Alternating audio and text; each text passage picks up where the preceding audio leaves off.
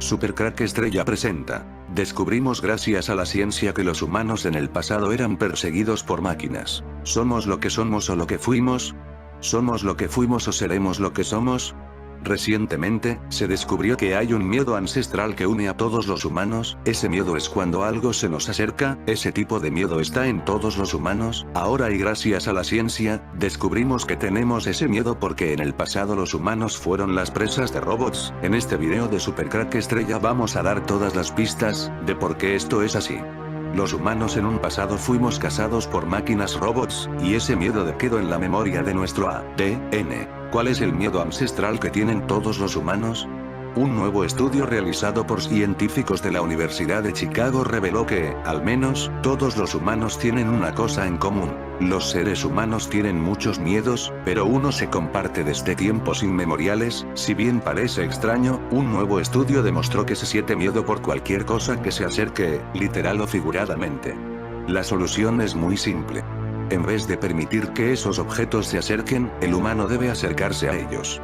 La investigación, que fue publicada en Journal of Personality and Social Psychology, fue llevada a cabo por la Universidad de Chicago, en Estados Unidos, donde se realizaron experimentos que consistieron en acercar letras, caras, imágenes de personas. En cada uno de estos experimentos se observó una reacción hedónica negativa o, en palabras que no solo entiendan los científicos, miedo. La diferencia se encuentra cuando las personas se acercan a los objetos.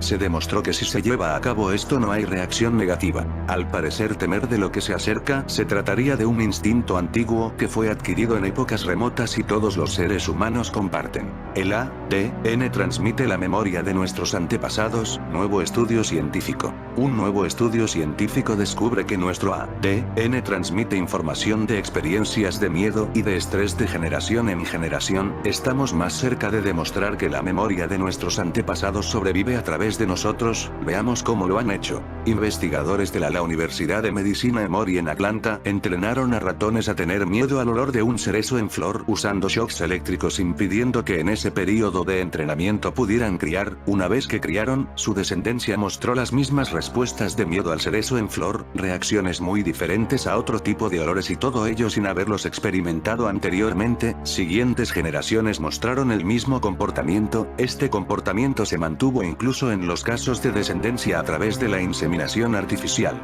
Los investigadores descubrieron cambios estructurales en las áreas que detectan el olor tanto en los cerebros de los ratones entrenados como en los cerebros de sus descendientes. El ADN de los animales también presentaban cambios químicos conocidos como epigenetic methylation, en el gen responsable de detectar el olor. Esto sugiere que la experiencia, de alguna manera, se traslada del cerebro al genoma, permitiendo así que ésta pase a generaciones posteriores. Los investigadores esperan ahora llevar a cabo más estudios para entender cómo la información llega a ser almacenada en el ADN en un primer momento, y también más estudios para saber si lo que ocurre entre ratones se puede trasladar a los seres humanos. Si esto es así, podríamos estar hablando de explicar muchas de las respuestas irracionales del ser humano, como las fobias. Según el Telegraph, el Dr. Brian Díaz, del Departamento de Psiquiatría de la Universidad de Emory, dijo: desde una perspectiva translacional, nuestros resultados nos permiten apreciar cómo la experiencia de un padre o madre, incluso antes de concebir, influyen marcadamente ambas la estructura y la función en el sistema nervioso de generaciones siguientes. El estudio muestra importantes consecuencias en el entendimiento y en el tratamiento de los miedos, las fobias, etc., ya que su origen puede ubicarse más allá, incluso de la fase de embarazo, y aunque muchos terapeutas ya estamos trabajando sobre esta realidad, el hecho de que existan estudios científicos son un marco que lo baja de lo paranormal a lo normalizado, y eso, siempre, es un importante respaldo. Pero me gustaría ir más allá. Mientras leía el artículo sobre este nuevo descubrimiento se me ocurría pensar, ¿y si esta es la explicación a la reencarnación? Llevamos años, siglos y milenios enzarzados en esta discusión eterna sobre si reencarnamos o no, y, para mí, está más que claro que todos tenemos razón, pero que no nos ponemos de acuerdo porque los que dicen que no, hablan de una cuestión y los que decimos que sí hablamos de otra. Como ocurre en la mayoría de las discusiones.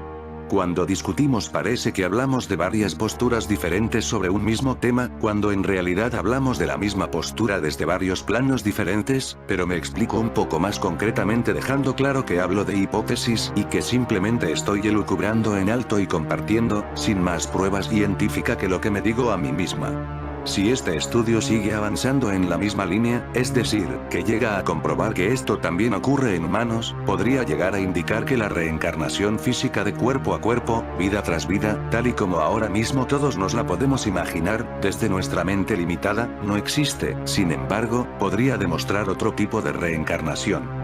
A mí el estudio me sugiere que si cierta información sobre la vivencia y experiencia de mis ancestros, cada uno con su vida, se ha transmitido, a través del ADN, desde ellos hasta mí y desde mí hasta las siguientes generaciones, me está indicando que la reencarnación existe pero entendida de manera muy diferente, más bien metafórica.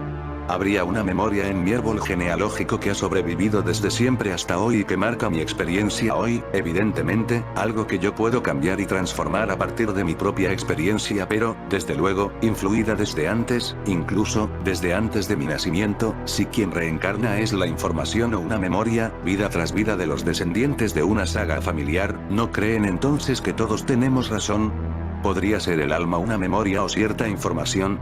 Cuando mi cuerpo muere yo muero y no renazco, pero una parte de mí sigue viva en la genética de mis descendientes, y no solo el gen que marca la enfermedad o el rasgo físico, sino aquel que vivió tal experiencia, buena o mala, traumática o feliz, del tipo que sea. Así que al final, quizás, resolvamos la cuestión de la reencarnación encontrando un lugar común en la manera de enfocarla, tanto de los que dicen que no, como de los que dicen que sí y dicho esto, dejaríamos de discutir. Y al dejar esto marchar podríamos entonces centrarnos en lo que, para mí es un debate mucho más interesante, si heredamos la memoria de las experiencias de nuestros antepasados, ¿para qué la heredamos?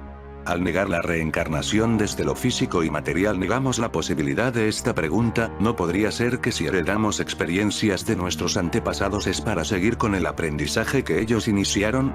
Si es una experiencia feliz, para contar con el recurso que nos diera su experiencia positiva, y si fue una experiencia no feliz, para trascenderla hasta que lo sea.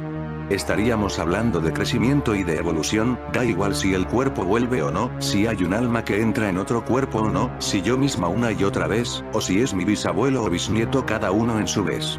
Lo que sí parece estar más claro científicamente como posible es que cierta información de la vida anterior sobrevive generación tras generación y esto ya puede implicar cierta diferencia en la forma de enfrentarnos a nuestra propia vida a partir de hoy. Eso sí, con su consecuente dualidad. Heredo y por eso soy así y me planto desde el determinismo, o más bien heredo, aprendo, trasciendo y evoluciono desde el libre albedrío, yo elijo que siga siendo una cuestión de saber más quién soy y más de dónde vengo para decidir mejor a dónde quiero llegar.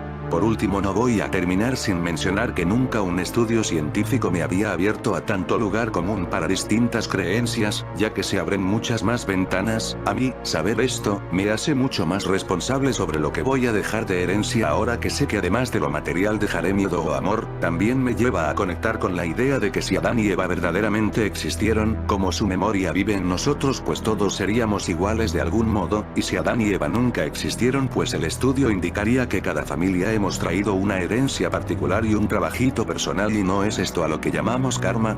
Y por último, si la memoria se hereda, eso querría decir que mi ADN alberga una memoria infinita, es decir, todo aquel conocimiento almacenado a lo largo de todas las vidas de mis antepasados, luego sería cierta la máxima de que todo está dentro de ti.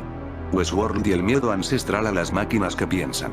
No solo están presentes en series, películas y libros. Los robots son hoy una realidad cotidiana, no nos sorprende que nos reciban en ciertos aeropuertos y recojan nuestros datos y fotos para hacer los trámites de migraciones. Tampoco que nos tomen el pedido en locales de comidas rápidas, que se encarguen de aspirar y lavar nuestros pisos o que nos ayuden con algunas operaciones bancarias. Pero ¿quién fue el inventor del primer robot? ¿Cuándo fue que lo pensó? ¿Por qué lo hizo? La historia de los robots se remonta a varios siglos atrás y no ha concluido aún. La existencia de objetos no humanos que piensen parece ser una obsesión de nuestra especie, pero también la fuente de temores y miedos ancestrales. Bien podemos pensar que Adán fue el primer robot. un artefacto creado por Dios de un material no inteligente, un puñado de tierra, y moldeado a su imagen y semejanza. El Antiguo Testamento explica que a esta figura de arcilla se le insufló vida y se le dio poder sobre el resto de las criaturas. Pero también hay otros textos antiguos que hablan de artefactos con vida, como las estatuas de madera que construía Dédalo, responsable del laberinto en el que se encerró al Minotauro. Según cuenta Aristóteles en el segundo libro de Política, estas estatuas tenían apariencia de movimiento, y al igual que los trípodes de Hefesto mencionados por Homero en Ilíada, eran instrumentos que podían realizar trabajos una vez que recibían una orden o se anticipaban a ella. Pero quizá la referencia que más impregnó la cultura siglos atrás fue el golem, una leyenda medieval que combinaba la rudimentaria tecnología de la época con el misterioso poder de los símbolos. De acuerdo al folclore del siglo XVI, el rabino Judá Loeu le dio vida a una criatura de barro para defender el gueto de Praga. Existen muchos relatos de otros golem creados por rabinos ilustres, siempre como criaturas que seguían órdenes y que eran muy fuertes pero carentes de inteligencia propia y, por supuesto, sin alma. La palabra robot aparecería por primera vez algunos siglos más tarde, fue en la obra de teatro Rur, firmada por el escritor y periodista Karel Apek. La pieza, cuyo título son las siglas de la frase Rosums Universal Robots, algo así como Robots Universales de Rosum, fue escrita en 1920 durante las vacaciones de Apek con sus hermanos Josef y Elena en lo que hoy es Eslovaquia, del que por cierto hablé de este país hace muy poco en otro video. Según reveló el autor años más tarde, fue Josef quien inventó el término luego de escuchar la idea de lo que estaba escribiendo. Robot fue un neologismo derivado etimológicamente de la palabra checa robota, que a su vez tiene sus raíces en los protolenguajes que dieron origen a las lenguas eslavas como el ruso, el checo, el ucraniano y el polaco. En el lenguaje checo actual, robota hace referencia al trabajo obligatorio de un siervo. Los robots, entonces, parecen tener como destino servirnos. Numerosos indicios apuntan a la posibilidad de que se hubiera utilizado tecnología avanzada en el pasado, desde maravillosas construcciones cuya creación se data en el Neolítico al descubrimiento de diferentes oparts, objetos cuya tecnología o mecanismos no se corresponden al conocimiento o desarrollo de la época en la que se circunscriben, o las fantásticas descripciones en numerosos textos antiguos de sorprendentes objetos e incluso armamento cuya tecnología pareciera ser superior a la de que disponemos hoy en día.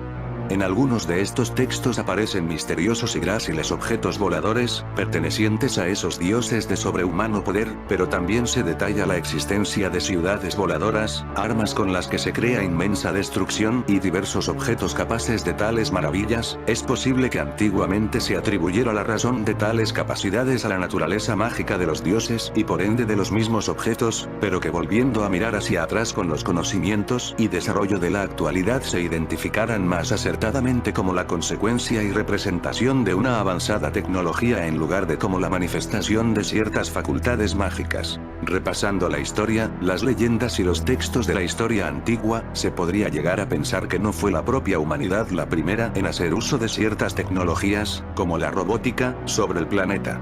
¿Y si hubiera habido robots en la antigüedad?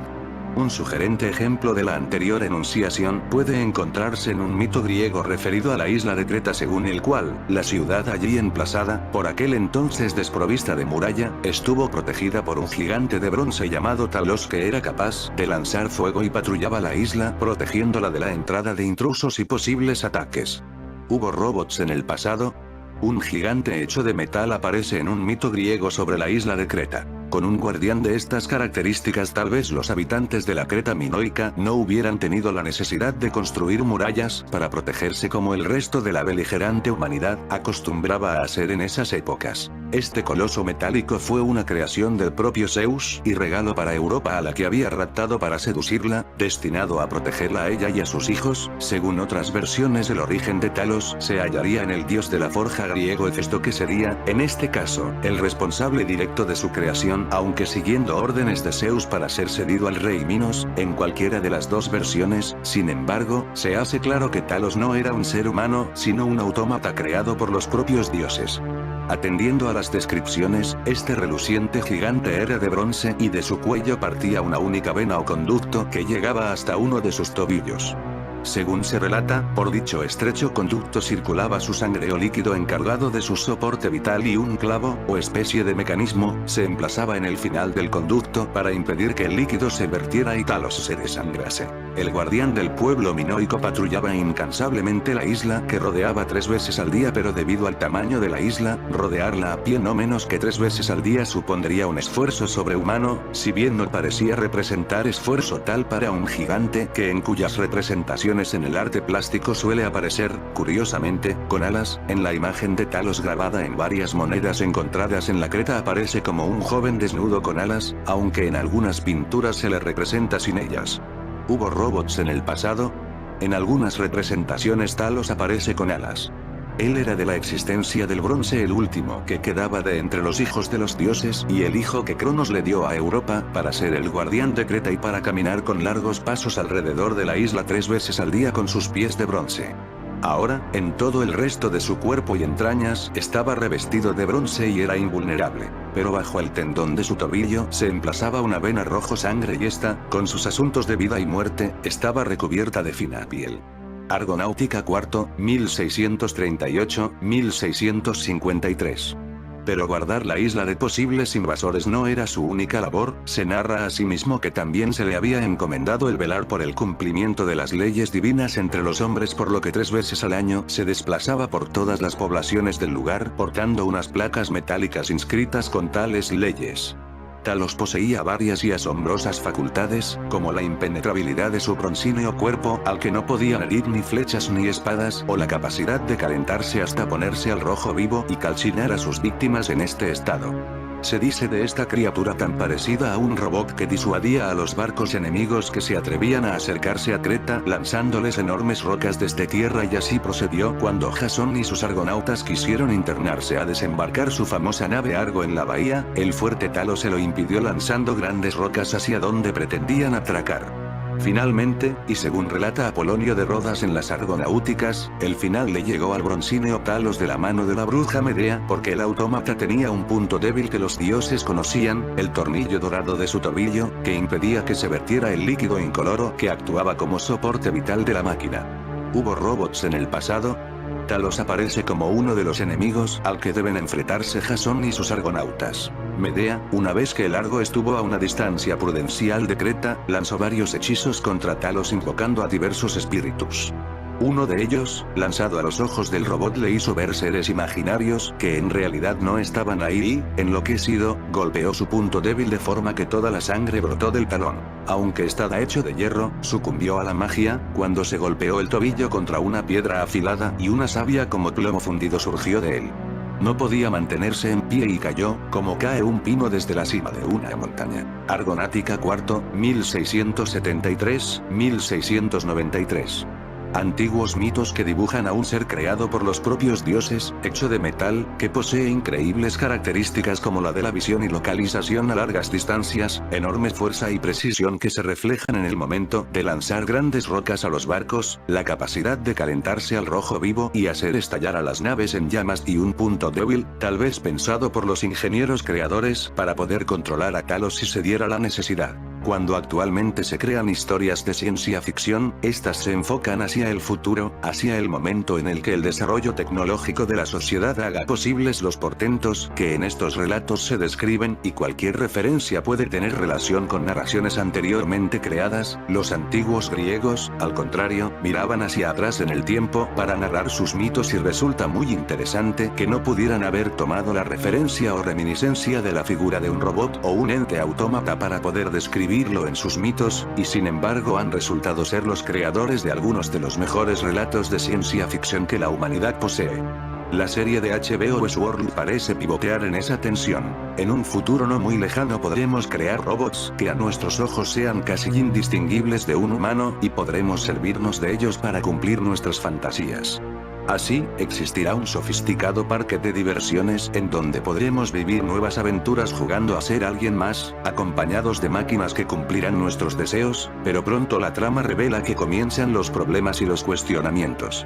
Más allá de su increíble factura técnica, exquisita estética y grandes actuaciones, Westworld provoca discusiones y comentarios que van más allá de los giros de su guión. Es una serie que nos hace preguntar por los derechos de esos robots cuando consideramos que son inteligentes. Podemos decir que tienen voluntad. ¿En qué sentido creemos que no tienen vida si exhiben una conducta similar a la nuestra? Alguien podría pensar que no son humanos porque son máquinas, pero ¿cómo denominar al complejo sistema de huesos, carne, articulaciones y tejidos que llamamos cuerpo? ¿No es, acaso, una máquina? Así lo entendió René Descartes muchos siglos atrás y así lo piensan muchos hoy.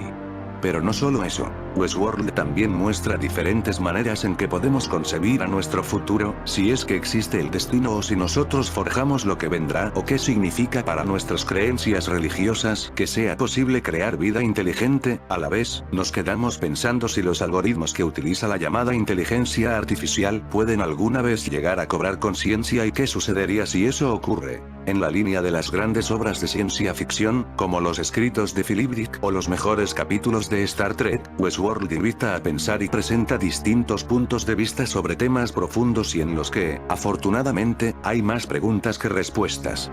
En fin amigos de Supercrack Estrella, si el video te gustó pulgar arriba.